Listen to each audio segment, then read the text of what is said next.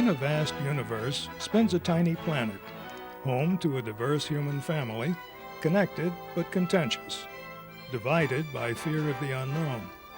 The portion largely influenced by the three Abrahamic religions, Judaism, Christianity, and Islam, have suffered sibling rivalry for centuries. Jews and Christians are quite familiar with each other's belief systems. The third, Islam, is little known or understood in the West. And so, Food for Thought Productions is pleased to present the author of several books on Islam, past and present, including Two Faces of Islam, and editor of a number of other books on this subject. Mr. Armen Saginian, Executive Director of New Horizons, the project of the Council for Secular Humanism. Here is Mr. Saginian with our producer, Lee Baker. With us because all of a sudden we Americans are all involved in the Middle East and with the Muslim world, Islamic world. And when you gave me these books to read, it was like a revelation. So we talk about some of the background of Islam. Can you give a little, give us a little brief history of the man and the movement? Before Muhammad, we had a bunch of tribes that were wandering here and there. Most of the time they were in war with each other. At the time of Muhammad's birth, the area within Mecca that is that black box or huge big cube they called Kaaba. At that time, it was the place where all the tribes kept their idols. And they would come once a year to visit the idols. To worship idols. To worship idols and visit them. I see. And any tribe or group that was running the place used to be paid homage to take care of the place. So at that time, Muhammad's tribe, Quraysh, was the caretaker of Kaaba. I see. Amongst all, it was like it's like a huge big cube, black cube color. To hold the idol, I see. Represented Allah. Not Allah, no, not Allah yet. I see. There were over 360 idols over there. I see. Out of 360, one of them was the greatest one. Its name was Allah. I see. The greatest idol was Allah. Mm-hmm. And supposedly he had 3 daughters. And those idols were over there too. Now, when Muhammad later on started preaching monotheism, he chose Allah, his own tribe's idol, to be the big God. Mm. That's the way Allah came in. Mm-hmm. Now let's going back on the Muhammad. The first 6 years of his life was a very troublesome time. Muhammad was epileptic. Epileptic. Yeah. I see. Now and then he would go into trance. There are very many small... Oh, the trances were really epileptic fits. Well, they were fits, but sometimes he created or pretended to be going into trance to be connected with Allah through Jibreel. We'll come to it. But during this time, twice the lady who was taking care of him brought back saying that this is possessed by demons. She was asked, please keep, but finally at 6 years old, she brought back, I will not take care of him anymore. A few months later, she died, meaning mother, Amne died. And Muhammad's care was left to his grandfather. Mm-hmm. Well, let's get along to where he is starting to work or starting to be Not yet, he's not working yet. Well, we have to move along because we want to cover some ground here. I'll go very fast. The care was given to grandfather. Within 2 years, grandfather died. Then he was left over to Abu Talib, which was his uncle. And uncle had a son called Ali, who later became a very close friend of Muhammad. When he was living with Abu Talib, he had to work. Initially, before he was about 10, 11 years old, he was tending the camels and the goats. Then when he became an early teenager, he had to travel with the caravans taking goods from Mecca to Medina. Mm-hmm. There, his informal education began. On these trips, he would meet various people. Yeah. And that's how he got his education. The traveling time between Mecca and Medina at that time was between 3 to 5 weeks. Every night when they camped, they formed some sort of corral and sat down before sleeping. They would talk, tell stories. Among the caravans that would come and camp, there were caravans that were going from east to west or from south to north or vice versa. There were Zoroastrian preachers amongst them, Christian preachers, and Jewish preachers. So he started learning about religions. I see. And he decided that's a very good life. He You don't decided work. to start his own. Right. I see. That's when he decided that's a very good life. You don't work, you don't do anything, you just talk, and people take care of you. I see. That's the way his education began. Okay, let's move up to where he becomes a married man. What was his pattern of marriages, and how did that? I understand his first wife was very wealthy, so that was an opportunity to finance his plans. Muhammad worked for quite a while with the caravans going north and south. In one of his travels, when he came back to Mecca, in the southern part of Mecca, close to Bazaar, in a merchant's place, met with a woman who was one of the greatest traders of that time. Her name was Khadija. She had 4 previous husbands who had all died and left her a lot of wealth. Supposedly, her wealth was so much that she had 8,000 camels carrying goods for herself and others. Now, those figures are very exaggerated because to feed 8,000 camels, you need very big fields they don't Right. have. So in other words, he got a rich wife. He got a very rich wife. I see. So from that point on, he didn't have to work for anybody else. He was carrying her wife's goods to Medina and bringing it back. And anybody who conducts that kind of business, he has to be literate to read and write and figure. I see. Therefore, whatever they claim, Muslims claim that he was illiterate, that's That baloney. couldn't be true. No, it could He not was be true. involved with business even as a teenager. He had to. I see. Okay, now, but he had a pretty interesting marital history beyond this one wife. While he was married to Khadija, he didn't fool around. He was he very, didn't? he didn't. He was very faithful husband to Khadija and very faithful servant to Khadija. He was conducting all her businesses. And finally Khadija died, passed away. His womanizing era began after Khadija's death. And he married and married and married, possessed and possessed and possessed. And supposedly, to some accounts, he had only 16 wives. To some other accounts, he had up to 19 wives. I understand he only allowed 4 legally. That is for somebody else, not for Muhammad. Oh, I see. Muhammad can do whatever he pleases. Oh, I see. He also married for more money other wives as well. Yes, he did. He had to, after he preaching for 13 years and gaining nothing but a handful of followers.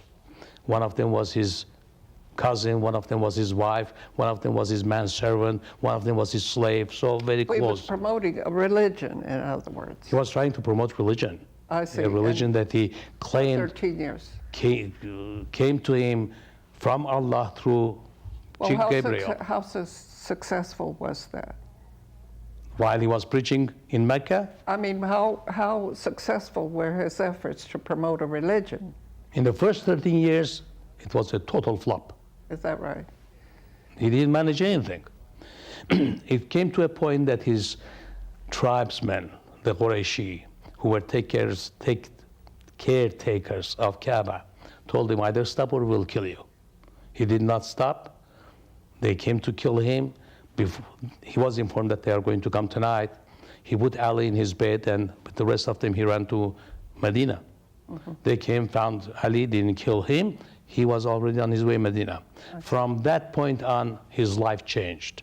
He abandoned being a very benevolent preacher. he became a highwayman. And he started, A different kind of organization. well, he didn't have organization yet. He formed organization. He had to, because there was no more wife But to I support mean, him. a different, he was looking for different followers, not just the spiritual. Is that? He had to. There was no other choice. Okay. He finished his wife's wealth within a few months. There was nothing left. He sent his handful of followers to become highwayman. Then he realized that in Medina there was a large Jewish tribe, quite wealthy. Told them, come and join me, accept my religion. I'll make Jerusalem our Kaaba or our Qibla. Our Qibla is where headquarters, you like face. our headquarters, is that it? No. Let's say if in Christianity we had decided that we are going to take Jesus' birthplace as the point towards which we face to pray, Oh, so I that see. we'll have direct line to Allah The or focus, the focus of our religion. God. All right. I see. He chose Jerusalem because it was their center. They said, no, we don't accept it. You are an impostor and we will not accept your preached religion, The Jews, Jews. right. So he had no choice but to eliminate Jews, because as long as Jews who were an established religion were there and were opposing him and calling him impostor, he was going nowhere.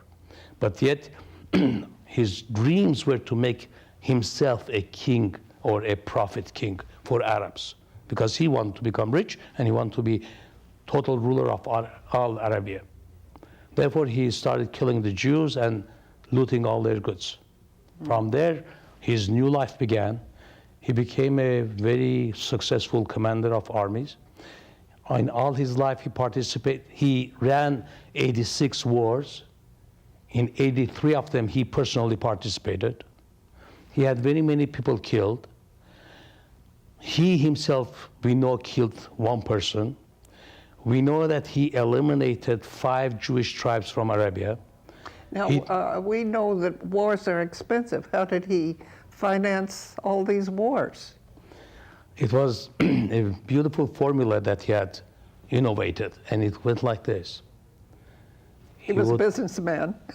He was a thorough businessman, and he was a very good army commander. So He was how a very did- good strategist. He was a very good womanizer. Right. In everything that he did, he was first class. was The only good. problem is that whatever I say is first class from the point of view of a Muslim, it's a great compliment. From the point of view of non-Muslim, it is totally unethical. I see. Okay, but how did he finance these armies? He would tell the highwaymen, the robbers, the killers, come and follow me. We'll go and fight and conquer. Whatever you take as a loot, you keep 80% for yourself. For all of the fighters, for all of the Well, soldiers. as to how within themselves they distributed, that's immaterial. But the Okay. point is that 80% of all the loot stayed with the people who robbed, and they gave 20% to Muhammad for leadership and protection and inclusion. So he assembled an army very easily, very fast. People came for looting. It was their avocation anyway. Now it became their business. It became a career. It became a They career. were career soldiers. They were, so to speak, mercenaries. Yes. The money to be paid to them came from whatever they robbed. And in one war, when they won the war without anybody pulling out any sword, Muhammad did not give a penny to the soldiers. Said that you didn't pull a sword, you didn't come into the town riding, so the whole thing belongs to me. And he took the whole 100%. That's the way he kept his army. How he kept the armies going. And so this was kind of an informal organization all within one man, right? I wouldn't call it so, because he had already formed an oligarchy. And what is an oligarchy? Oligarchy is when you have a group of people who come together for one specific purpose and one specific reason, and they all have the same common interest, and they run the manage things. as a team. Yeah. And so he gathered a strong team. He gathered the best of the strategists, best of the fighters, best of the richest people, And with those, he married daughters of some, sisters of the others. And with that, he made a connection. You mentioned, or somebody mentioned that sort of mafia. Yes, sort of mafia. In this form that in one way or the other, You're they with were us, independent. or you're with us, or we're going to attack you, in other words. Beg pardon? You're going to be part of us, or you're going to be part of who we... Well, it was very simple. He told, for example, Osman, either you come and join me and become my relative through marriage, or I will stop your career, and I will not let you make any money at all. So it was the best thing to do, because they will be sharing all the loot that they can take in. They will be keeping whatever they have, and they'll be gaining some more. Well, that's like the mafia. You want protection. Yeah. You pay us. Otherwise, we'll smash your Right. business. And That's the way he yeah. put together his central organization, the people who could finance him, people who could provide him with fighters, people who themselves would fight, people who could strategize, draw plans for war. Well, who set up? Oh, where did the rules and regulations come from? How did the Quran come into being? Isn't that the book that has the rules and regulations? Before you go on the book of Quran as center of regulations, today's Islam follows three different things. One of them is Sharia, which is the laws, heavenly laws in the Quran. One of them is Sunnah, one of them is Hadith. Now, Sunnah and Hadith are this.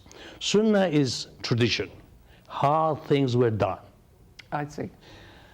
Hadiths are stories about Muhammad himself and his conduct.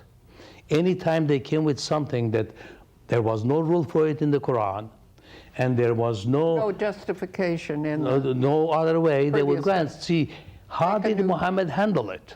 So at the time of his death, there were about 400, close to 400, slightly over 400 hadiths, stories about Muhammad.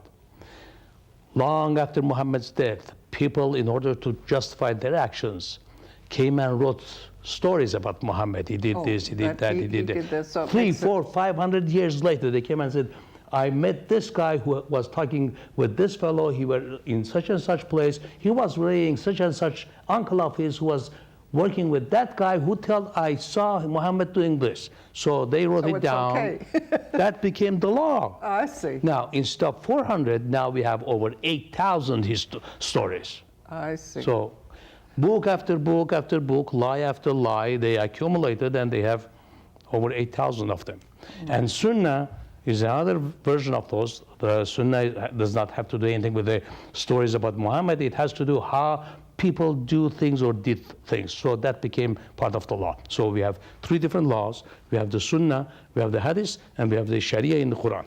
Well, the hadiths are laws that were after Muhammad had already died. Is that it? Okay, now let's see, let's talk about other the people laws. Adding, in other words, my understanding is that he was the one who, how did he get the verses? How did he decide about that? You were going to... Anytime he had any new occasion that there was no precedence for that, he went into trance, into epileptic seizure, and came out and said that Gabriel came to me and brought this from Allah. And he recited as to what was given to him. For example, Oh, so the laws came from Allah Supposedly. through Gabriel to Muhammad. Muhammad. I see. Muhammad, either he wrote it down or he had scribes who wrote it down, I but see. they were never That's put where the together as a verses- book. That's where the verses came from. That's where the verses supposedly came from. Right. They were loose leaflets, Oh, he here would and just there, write a little note on a piece of paper. I see. or skin or whatever, I see. Put it in a drawer. if there was any drawer, I or see. saddlebag, or But whatever. they weren't organized. No, they were not. I see. After Muhammad's death, first caliph did not do it, but Osman came to the conclusion that He they was had to. part of the team, part of the He oligarchy. was part of all the I oligarchy. see. Yeah. And after Muhammad died, what did He came and collected all those collected all the verses? verses. I see. And they ended up supposedly with 4 different Qurans. And they decided that they cannot obey 4 different Qurans. They eliminated 3 of them, Too much. kept one. And that is the Quran that is being used today all over the world. I see. But there were actually and, 4 and, of them. and it hasn't changed? Nothing changes since? After him, no, nothing has changed. Okay. What about the so-called satanic verses? Where did they come from? What are they? Supposedly, one day Muhammad went to Kaaba, that where there used to be idols, and they are not idols anymore. That's God's house. And he uttered some statements that were not supposed to be done. It was totally against whatever he had taught before. His friends got hold of him and said, "Hey, what's the matter with you? Whatever you told them, whatever you had told before, they don't match and we are in trouble." He went into trance, came back, said, No. Those verses that you are talking about, they were given to me by Satan, who had appeared to me like Gabriel. They had to come out of those. They came out of the totality of Quran, but they didn't vanish, they stayed. That is the verses that Salman Rushdie is talking about in his books, In his satanic books. verses. Yeah. That's right. Well, the thing is, you know, I was studying these books. I had no idea. This was just such a amazing revelation to me, and so I'm so glad you're sharing some of this. And so in other words, the Quran has not changed, but they've added these hadiths. Is that That the way it is? has not been added to Quran. Oh, They are separate books, those but they are added to the volume of the laws. okay. So laws, Islamic laws today includes Quran, the books of hadiths, and the books of sunnats. All What put about together. the satanic verses? Satanic verses have nothing to do with the laws. They don't- It had to they do with don't- his actions. But do they? What kind of an impact do they have? They don't have any. I see. The only problem so is when people quote them, they say, "Well, that doesn't matter. That was from Satan." Is that how they? nobody quotes them. It's just Well, Salman nobody Rushdie- ever went after that except Salman Rushdie, for whatever reason, chose to go that route, brought that up, and bought a death sentence for himself, and brought an excuse for Khomeini to do whatever he did. I see. It was just a misuse of misinformation in a very wrong way and create the international hullabaloo. Now, you were telling me that Islam is more than just a religion. It's also a government. Is that because they have like a theocracy in Iran? Do they still have that, or is? Of course they do. And what does Ayatollah mean? What is that? Is that like the top person in the hierarchy, like the Pope, or what? No.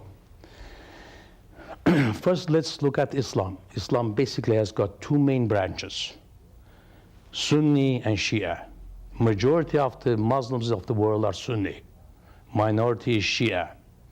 Shia mostly is in Iran. It is an Iranian creation.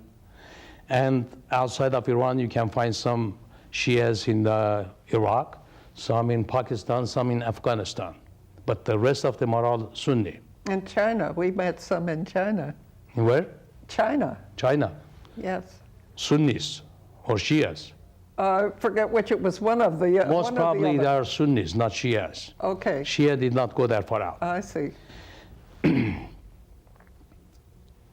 Only in Shiism you have Ayatollah. Sunnis don't have. In the Sunni world, every city has got one leader who would explain laws to laymen. And they call him Mufti.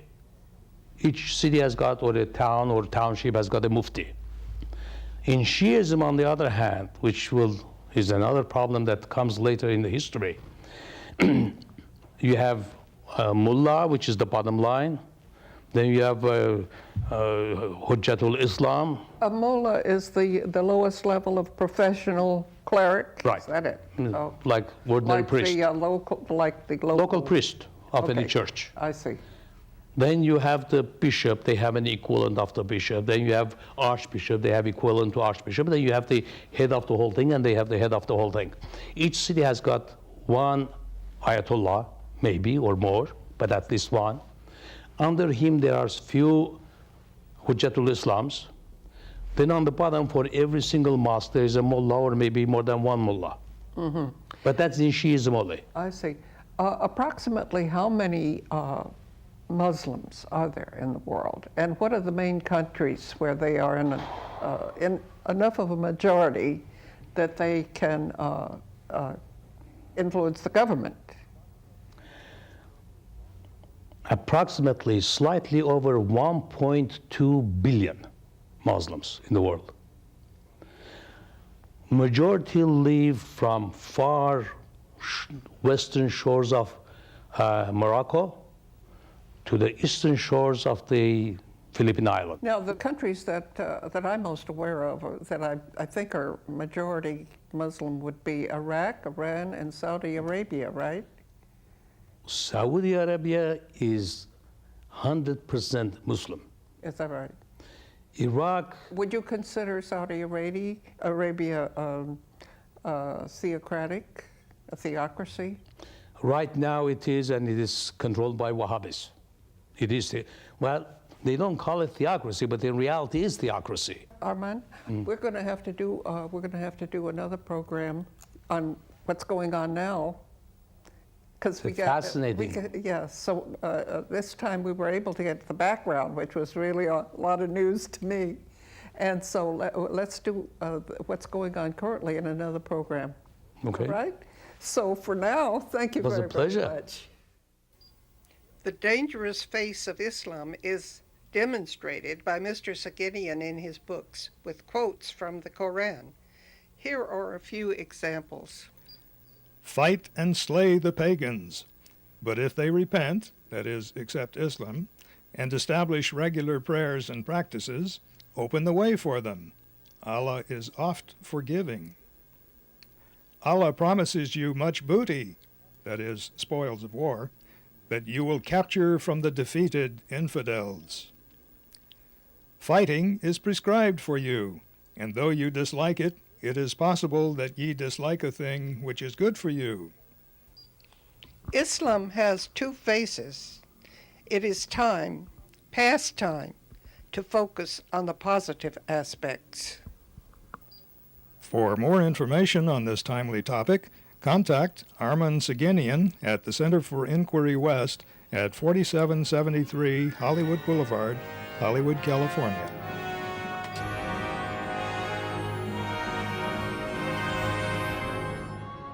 We hope you have found this program intellectually stimulating and that you will continue to investigate the ideas raised here. To connect with other like-minded individuals, please contact any of the dozens of free thought organizations, such as the American Humanist Association, American Atheists, the Center for Inquiry, and Atheists United. You may also email the producer directly via leebaker27@gmail.com. This program has been distributed through the courtesy of Atheists United.